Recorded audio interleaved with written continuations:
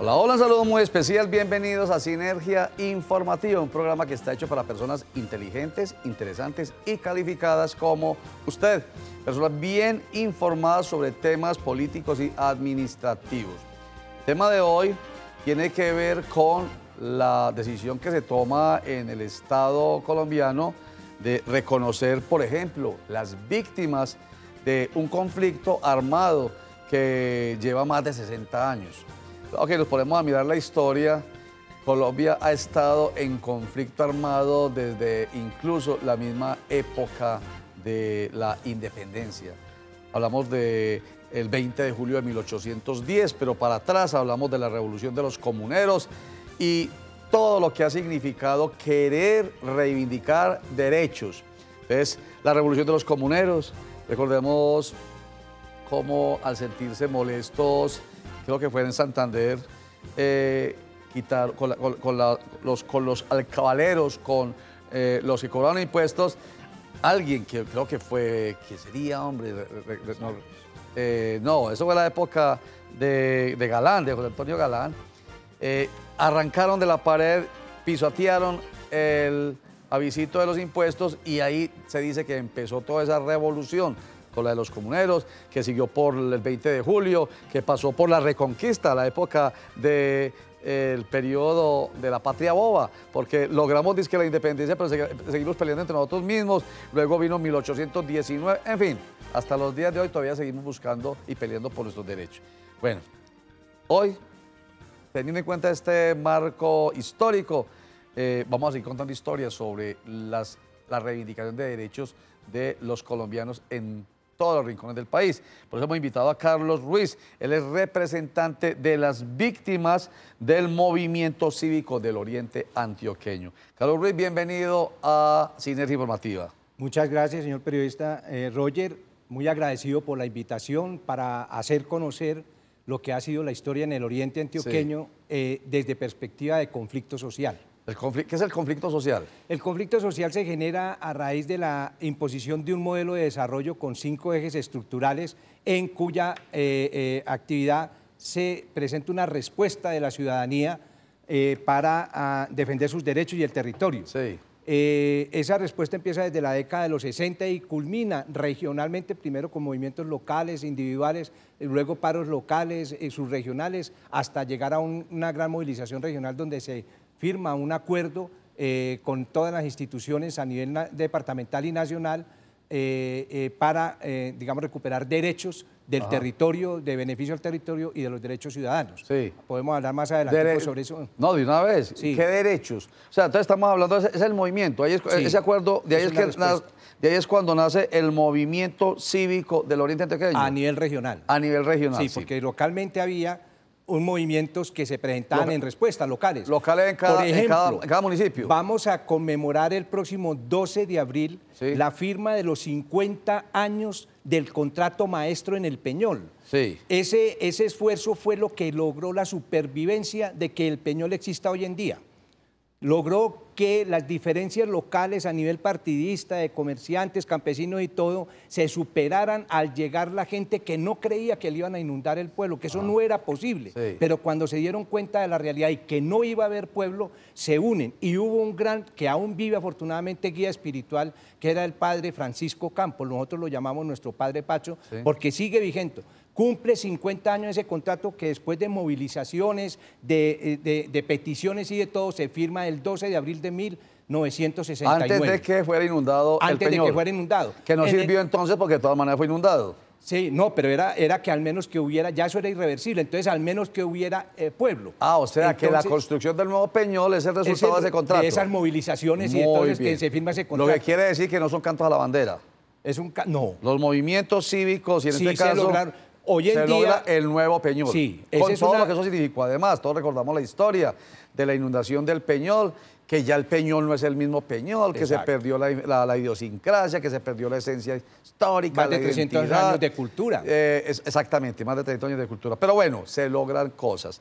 Bueno, sigamos por esa misma línea. La mitad de Guatapé también hay que contar. También Guatapé pasó lo mismo. La mitad de Guatapé también cuando la inundación. La inundación también se la llevó. Entonces esto nos lleva a lo siguiente. Existen estos movimientos que se enfrentan a decisiones estatales, ¿cierto? La decisión estatal de conformar, por ejemplo, en el caso de El Peñol y Guatapé, la gran represa que hoy se explota de otra manera, turísticamente, por ejemplo, y que es hoy una gran posibilidad de vender turísticamente al oriente antioqueño. De hecho, Guatapé hoy en día es el primero, después de Medellín, municipio que tiene Antioquia con mayor proyección internacional. O sea, unas por otras. Como diría, yo me hice una maluco y todo por aquello de la inundación, pero del ahogado del sombrero. Sí. Bueno, en fin. Pero ustedes van atrás y no miran, digamos, lo que pueda pasar hacia adelante, como este ejemplo que estoy poniendo, o el desarrollo hidroeléctrico, por ejemplo, que ha tenido Colombia, que ha tenido Antioquia especialmente. Ustedes, como movimiento, desde esa época para acá, han pensado que la presencia de proyectos hidroeléctricos atentan contra la historia, contra la identidad y contra la esencia de los pueblos, en este caso de Oriente.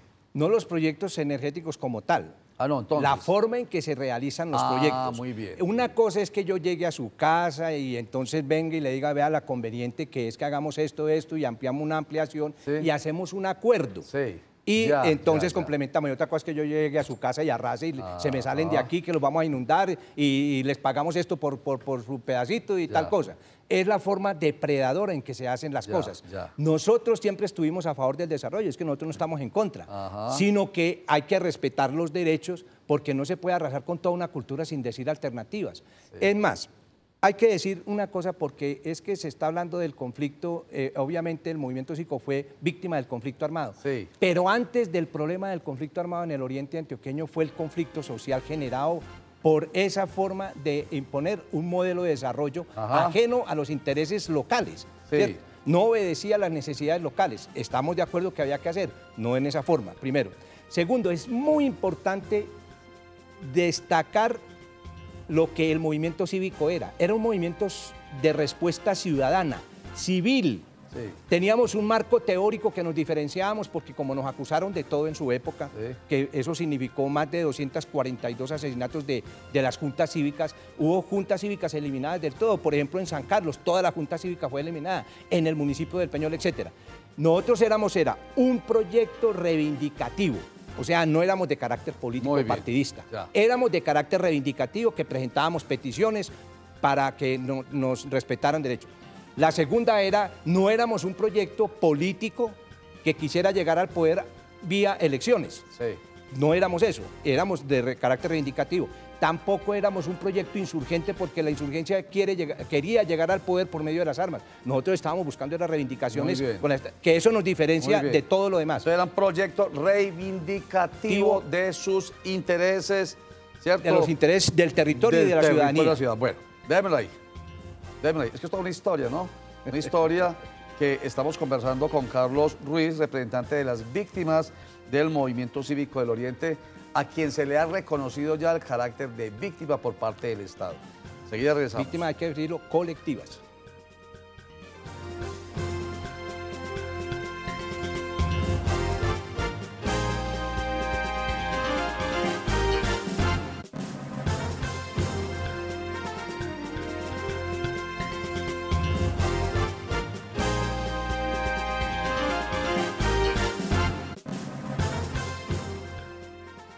Estamos conversando con Carlos Ruiz, él es representante de las víctimas del movimiento cívico del Oriente, a quienes el Estado les ha reconocido su carácter de víctimas colectivas. Y estamos hablando un poco de historia, pues a propósito de esto, de este reconocimiento de víctimas colectivas, porque hay víctimas individuales, ¿cierto? Una persona que es afectada por la guerrilla, por ejemplo, o por los paramilitares, o por un miembro del Estado, entonces se repara económicamente. Les dan una platica inicial. Sí, como pasa y se demanda, bueno, y entonces el Estado lo repara individualmente. A ustedes lo reparan, se supone, colectivamente. Estamos hablando, usted mencionó ahorita una cifra, estamos hablando de 242 víctimas desde octubre de 1984. 83 hasta la fecha. ¿Cuándo fue que los les reconocieron su carácter de víctimas colectivas? En enero del año pasado fui notificado. En enero de 2018. Fui notificado, sí, pero oficialmente se realizó en el municipio de Marinilla, en el contexto de la 8ª Asamblea Municipal Regional, en el municipio de Marinilla, el 7 de mayo. 7 de mayo de 2018. Del 2018. ¿Y eso qué le significa? Ahora, ya reconociendo el Estado, sí, entonces no reconoce como víctima, entonces viene el debate y cuál es la reparación. Sí. Entonces nosotros hemos venido planteando nada de ladrillo y cemento. Sí. Porque quedamos muy claro que lo que acabaron fueron con dos cosas. Una organización que la minimizaron, ¿sí?, que tenía una gran influencia en la región, que no solamente incidía sobre políticas públicas, sino que además creaba políticas públicas. Sí. Por ejemplo, Cornare es una consecuencia de la movilización y la negociación. Cornare nació de este movimiento. Sí, pregúntele, puede hablar que eso lo reconoce Carlos Mario, por ejemplo. Puede hablar con él. ¿Quién es Carlos Mario? El director de Cornare actual. Carlos Mario Zuluaga. Muchos años, sí. Ya. Él lo ha dicho públicamente, pues lo ha reconocido primero, pero además está en la negociación. Eso fue una de las negociaciones que se hizo, el cumplimiento de la Ley 56 de 1981, que se concretó y materializó en el Oriente. Pero también, hoy en día está unificada la política tarifaria en todas las provincias. En ese tiempo las provincias pagaban hasta en los municipios, en el casco urbano, un 300% más cara la energía. Y entonces esa unificación tarifaria es resultado... Obedece a eso. Muy bien. Sí, esos documentos están y están firmados también. Pero no tiene tiempo de contarme toda la historia, Carlos. Ustedes respóndame. ¿Cómo se benefician entonces ustedes ahorita? Nosotros en las discusiones que teníamos allá en las diferentes asambleas dijimos, ¿qué perdió el Oriente con el asesinato? Perdió la gente que representaba los intereses territoriales y defendía los derechos ciudadanos. Era la masa crítica con propuestas alternativas. Muy bien, está clarísimo ya. Entonces, nos deben reparar en ese sentido. ¿Y qué estamos diciendo? Estamos diciendo, son bienes inmateriales, necesitamos líneas de investigación y de formación para que las nuevas generaciones comprendan su historia, se ubiquen en su presente y construyan su futuro a partir de esas líneas de investigación de lo que representa el territorio. Por eso la propuesta debe ser que la reparación colectiva se concluya en una universidad para la paz. Universidad para la paz. Estamos en este momento con ese equipo de trabajo de los personajes del Oriente con las más altas calificaciones que nos van a... El Estado debe construir una universidad para la paz en el Oriente antioqueño. Estamos planteando eso como como negociación. Es parte pues de la indemnización. De la reparación. Pues, bueno, sí, pero yo digo indemnización en el sentido pues que es lo que la gente entiende, ¿cierto? Sí, bueno. Sí, estamos hablando de justicia, paz, reparación y compromiso, no repetición. Y la otra. ¿Cierto? Y verdad. Y verdad. Y verdad. Ese sí que es punto clave. Perdón, es que confundí verdad con paz. Verdad, justicia, reparación y el compromiso de no repetición. Y ese elemento va a llevar, que ahora le explico el plan de acción que tenemos, va a llevar necesariamente a hacer una gran cumbre de reconciliación y paz. Eso es lo que también debe ocurrir. Esos elementos, claro. Reparación. En la región, no, ese es un proceso que debe de surgir en el término. ¿Cómo repara? Entonces, con la universidad, ¿con qué más lo repara? Nosotros presentamos la propuesta del plan de estudios, de investigaciones para la conformación de la Universidad de La Paz. Miramos qué municipio ofrece las mejores garantías, que en este momento, por carácter histórico y méritos, hasta ahora va el Peñol. Muy bien. ¿Cómo más esperan ustedes que les reparen? Bueno, necesitamos conocer la verdad. Ya. Pero hay una característica, el marco nacional era uno, pero en el Oriente, y por eso tenemos la Comisión de Memoria Histórica, en el movimiento tenemos eso, lo mismo que la Comisión de Verdad, la Comisión Territorial de Verdad tenemos también, que la dirige el padre Pacho. El otro, el de Memoria, la dirige el profesor Mauricio Giraldo. Y estamos trabajando es para que se busque la verdad de lo que pasó, que entendemos que fueron no de dirección nacional, sino más bien de orden territorial. ¿Y qué fue lo que pasó? Es que esta conversación va y viene como, bueno, es un péndulo, pero así es la historia. ¿Qué pasó? Pues que resulta que este movimiento cívico del Oriente antioqueño empezó a ser diezmado, es como lo que yo lo entiendo, con el asesinato de varios de sus líderes, con la desaparición del propio movimiento, ante el proyecto reivindicatorio de estas personas del Oriente de Antioquia que se sintieron, digamos, usted empleó la palabra ahorita, oprimidos a la fuerza, fueron violentados, hubo imposición con la construcción de represas y embalses. Segundo, con la construcción de la autopista Medellín-Bogotá. Tercero, con convertir el sector del aeropuerto el Triángulo Industrial José María Córdoba. Cuarto, con la construcción del aeropuerto José María Córdoba. Y quinto, con la presencia de fincas no productoras, no para campesinos, sino fincas veraniegas en el oriente antioqueño. Entonces ustedes se sintieron, digamos, que amenazados con estos 5 aspectos fundamentales. Lo que me hace preguntarme antes de irme para comerciales con usted es, pues entonces ustedes no quieren desarrollo o no querían desarrollo. Estamos hablando de represas y embalses, estamos hablando de la autopista Medellín-Bogotá, estamos hablando del aeropuerto José María Córdoba y bueno, y la libertad que tiene la gente de ir a vivir a un lugar tan maravilloso como el oriente antioqueño en sus propias fincas, así no sean productivas. Esa inquietud la voy a dejar para después de comerciales, pero antes esta frase. A ver qué piensa usted de ella. La frase dice lo siguiente: la consecuencia de no pertenecer a ningún partido será que los molestaré a todos.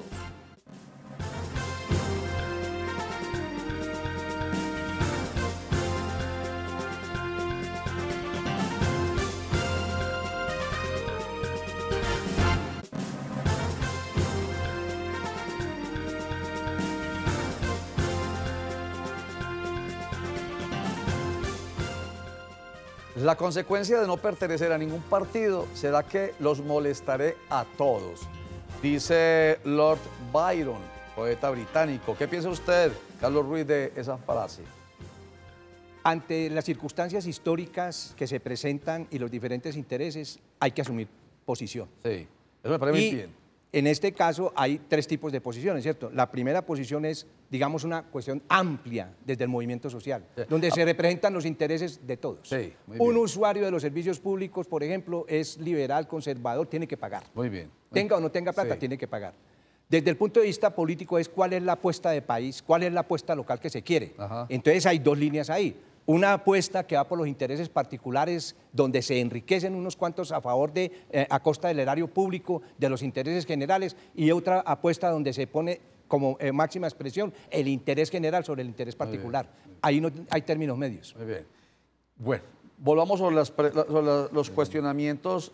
Sí, es un cuestionamiento que yo hice ahorita, pues finalmente, con todo respeto, pero si ustedes se conforman porque no quieren que haya aeropuerto, que no haya autopista, que no haya específicamente proyectos hidroeléctricos, entonces uno diría, ustedes no quieren nada, porque es que un país, lo hemos dicho mucho aquí, por ejemplo, un país no tiene vías y autopistas porque es rico, sino que es rico porque tiene vías y autopistas. Un país es rico si tiene proyectos como los hidroeléctricos. En fin, es el pensamiento general. ¿Usted lo quiere en desarrollo entonces, diría uno? Nunca estuvimos en oposición al desarrollo. Lo que estábamos era en la forma en que se estaba haciendo. Claro, la los imposición. Problemas, claro, la Muy imposición. bien. Eso es lo mismo que resolver. Cogen a un indigente y todo, y hay 2 formas de resolverlo. O se resuelve por vía de salud pública, o como muchos quieren, lo eliminan. No, se trata de resolver los problemas.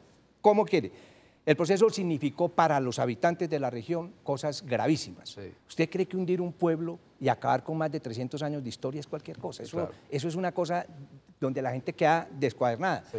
La otra cosa es, mire lo que pasó. Hubo un cambio en la tenencia de la tierra en el oriente antioqueño. Sí. Si examinamos quiénes tenían la tierra antes, hasta la década de los 60 y quiénes la tienen hoy, hay un cambio cualitativo. Sí. Ese cambio en la tenencia de la tierra llevó a un cambio en el uso de la tierra.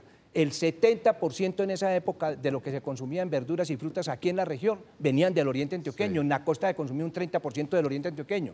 Esa era la producción. ¿Qué llevó ahora? Son casas de campo y de veraneo, represas y embalses y todo. Eso generó el primer desplazamiento en el oriente antioqueño, fue por causas económicas.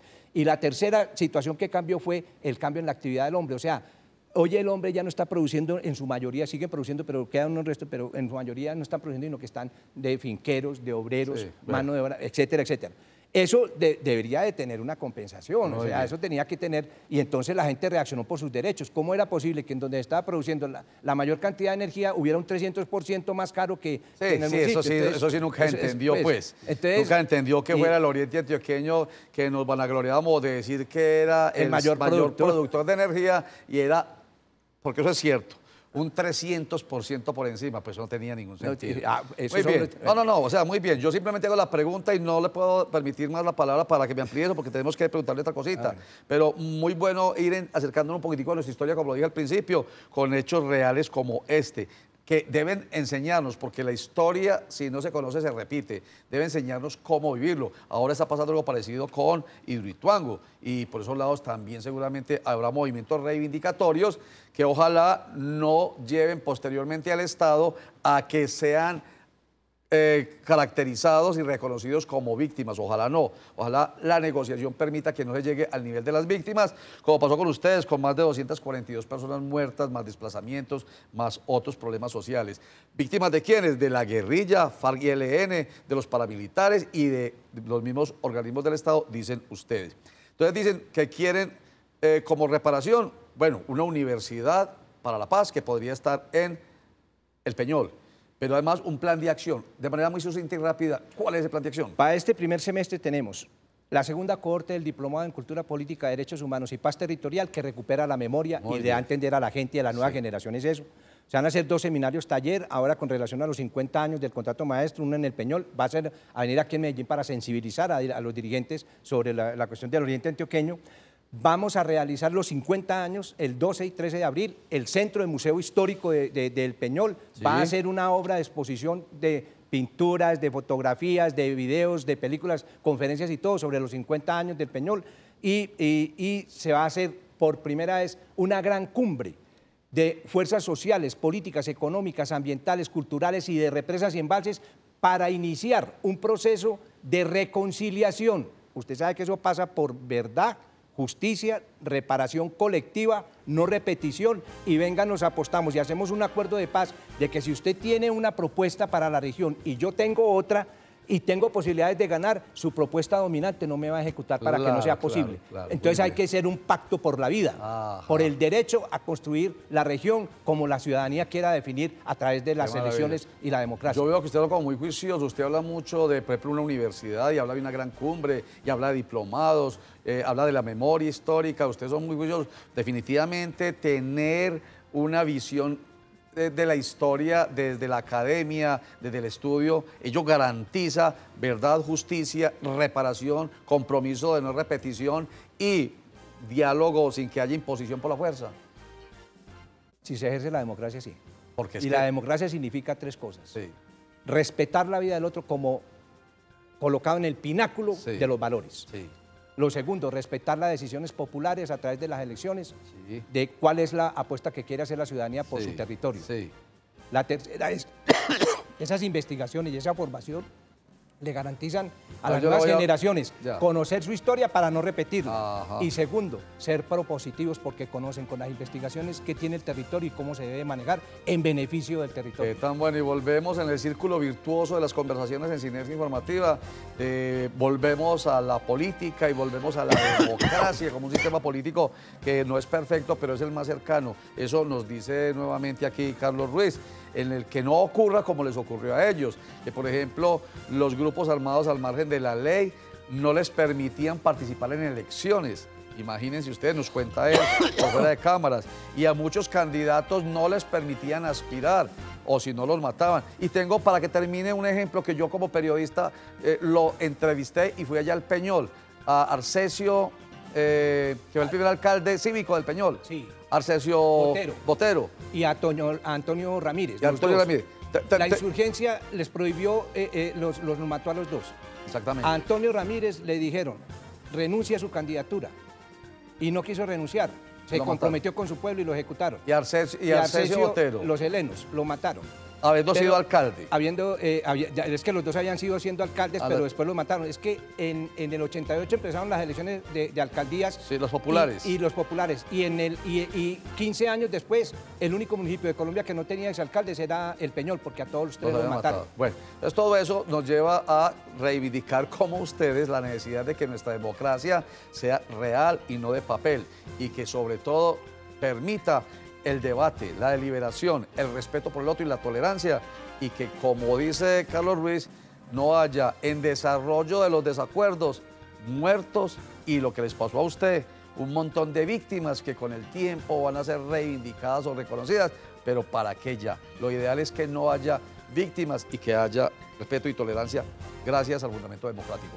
Muchísimas gracias, Carlos Ruiz, por estar con nosotros en Sinergia Informativa. Mucha suerte y felicitaciones. Muchas gracias a ustedes por el programa y esperamos que sirva con el propósito de ilustrar a la audiencia sobre nuestra historia. Muy bien, la historia, porque quien no conoce la historia está condenado a repetirla. Y ya el discurso que me tiro siempre al final, ya lo dije, alrededor de la democracia. Respeto, tolerancia, hay que ser deliberativo, hay que hacer debate, eso hay que respetarlo, pero siempre con argumentos. Recuerden que la información en Cosmovisión empieza todos los días a las 12 con Sinergia Informativa, que regresa a las 7:30 de la noche. Lo voy a dejar con Nos Cogió la Noche, que vuelve a las 5 de la tarde y a las 9:30 de la noche. 6:45 de la tarde, Cosmovisión Noticias, y a las 11:15 de la noche, Cosmovisión Noticias. Y a las 11:30 de la noche, otra vez, Sinergia Informativa para personas inteligentes, interesantes y calificadas como usted. Muchas gracias, chao.